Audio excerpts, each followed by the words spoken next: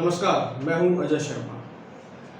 इस वक्त देश के अंदर सियासी हलचल बहुत ज़्यादा तेज है। क्या मुंबई और क्या दिल्ली, चारों तरफ राजनीतिक सरगर्मियां चरम पर है। हर जगह जो है हालात अलग अलग तरीके के हैं।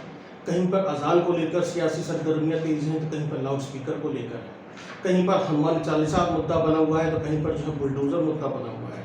यानी कि अप्रैल का महीना सिर्फ और सिर्फ सियासी सरगर्मियों को लेकर है। जहां भारतीय जनता पार्टी ने 5 राज्यों के चुनाव में 4 राज्यों में जीत हासिल की। उत्तर प्रदेश उसमें मुख्य रूप से है। आज हम मौजूद हैं गाजियाबाद के अंदर। गाजियाबाद के अंदर आज हम बात करने जा रहे हैं इन सब कुछ मुद्दों पर राज्यसभा सांसद अनिल अग्रवाल जी से। वो कैसे देखते हैं इन मुद्दों पर, क्या उनकी राय है इन सब मुद्दों के ऊपर। तो सबसे पहले मैं सर आपसे जानना चाहता हूँ, इस वक्त जो हालात हैं, क्या हनुमान चालीसा, क्या लाउड स्पीकर अजान को लेकर, जहांगीरपुरी को लेकर, ये जो पूरे ओवर एंड ऑल मुद्दे हैं, इनको आप किस तरीके से देख रहे हैं? देखिए, जहांगीरपुरी का तो मामला बिल्कुल स्पष्ट हो गया है कि एक सोची समझी साजिश थी और वहाँ जो मुख्य अभियुक्त है उसके अकाउंट में उस दौरान भी पैसा हो रहा था और उनकी जो टेलीफोन कॉल्स हैं वो भी इसी और इंगित करती हैं कि ये सोची समझी साजिश। जहाँ तक अजान का मुद्दा है, उत्तर प्रदेश में विशेषकर माननीय मुख्यमंत्री जी स्पष्ट कर चुके हैं कि आप उसकी लाउड स्पीकर की आवाज़ कम कर दीजिए ताकि किसी को इनकन्वीनियंस ना हो। और उत्तर प्रदेश में माननीय मुख्यमंत्री जी का जो ये आदेश है, ये एक धर्म या एक संप्रदाय पर लागू नहीं होता, ये सभी के ऊपर लागू होता है। यानी कि जो गलतफहमी बनी हुई है कि भारतीय जनता पार्टी अजान का विरोध कर रही है, अजान का विरोध नहीं कर रही है, लाउड स्पीकर की वॉल्यूम का विरोध कर रही है। जी बिल्कुल बिल्कुल बिल्कुल, माननीय मुख्यमंत्री जी का स्पष्ट आदेश है कि आप जो साउंड डेसिबल्स कम कर दीजिए और दूसरे आप अपना धर्म करिए, सबको स्वतंत्रता है, लेकिन आपकी इस स्वतंत्रता से दूसरे को असुविधा ना हो, इसका भी ख्याल रखा जाना चाहिए। अगर हम यहाँ से मुंबई चले जाते हैं, महाराष्ट्र चले जाते हैं, वहाँ पर नवनीत राणा का जिस तरीके से एक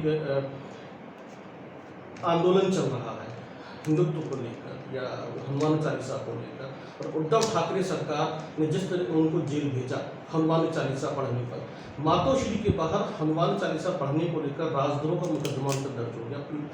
इसको आप किस तरीके से देख रहे हैं? नहीं, देखिए, यहाँ पे जो लोग राजद्रोह कर रहे हैं, देशद्रोह कर रहे हैं, उनके खिलाफ तो कोई कुछ नहीं कर रहा। और एक माननीय सांसद, माननीय विधायक अगर प्रोटेस्ट कर रहे हैं तो प्रोटेस्ट करने की जो धाराएं हैं वो लगाई जा सकती हैं अधिकतम।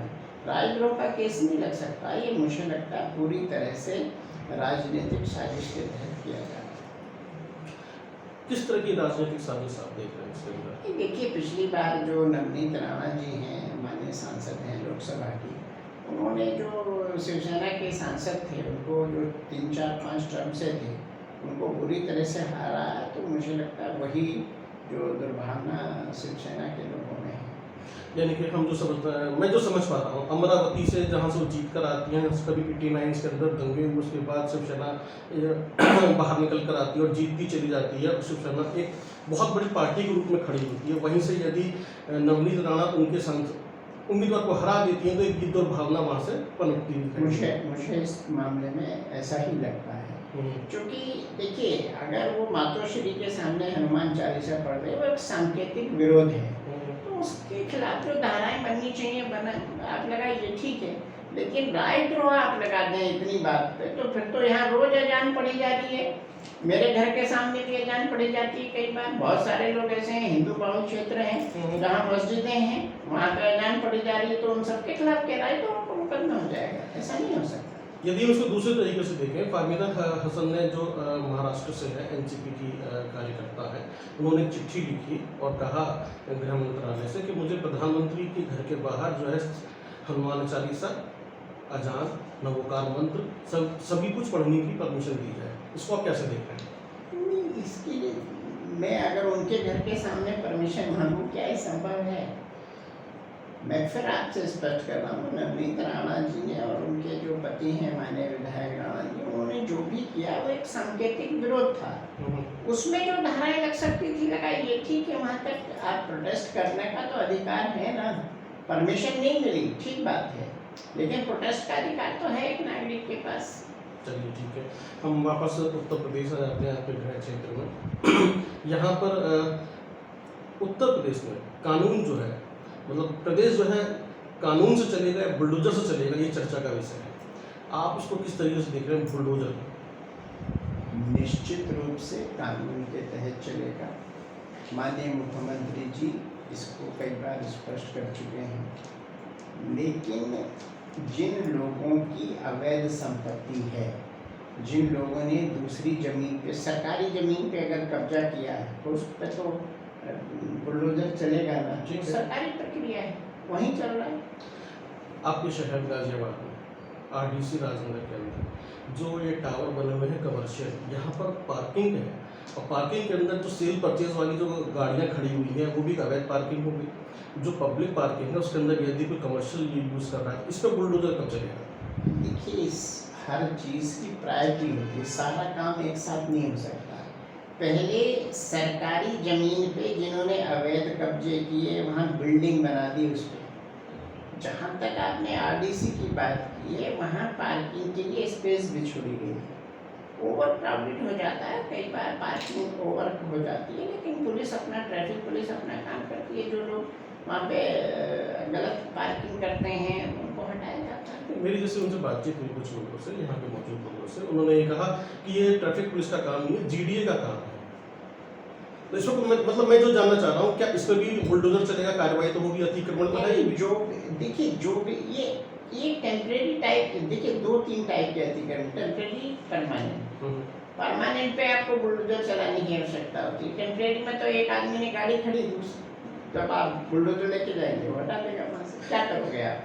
चलिए, खड़ी गाड़ी में तो आप बुलडोजर नहीं चलाओगे। चलिए ठीक है। गाजियाबाद को कमिश्नरेट बनाने की चर्चा चल रही है, आप इसको किस तरीके से देख रहे हैं? क्या चर्चाएं आपके मुख्यमंत्री जी से हो रही है इसको लेकर? नहीं, ये माननीय मुख्यमंत्री जी का विशेषाधिकार है। माननीय मुख्यमंत्री जी की क्राइम के मामले में ज़ीरो टॉलरेंस की नीति है, और वो स्पष्ट उनकी कार्यशैली से दिखती भी है। तो गाज़ियाबाद एक सेंसिटिव ज़िला है, दिल्ली से लगा हुआ है, कई बार तुरंत डिसीजन लेने पड़ते हैं, तो उसके लिए हो सकता है वो ये सोच रहे हैं कि यहाँ कमिश्नरेट बनाया जाए। क्या गाजियाबाद की पुलिस इतनी सक्षम है, या इसमें कुछ बदलाव करने पड़ेंगे, नए थाने बनाने पड़ेंगे, या और भर्तियाँ करनी पड़ेंगी, ऐसा कुछ आपको लगता है? नहीं, जब पुलिस कमिश्नरेट बनती है तो एक तो जो उसको WSSP लेवल का जो अधिकारी उसको हेड करता है, फिर वो ADG लेवल का अधिकारी उसको हेड करता है।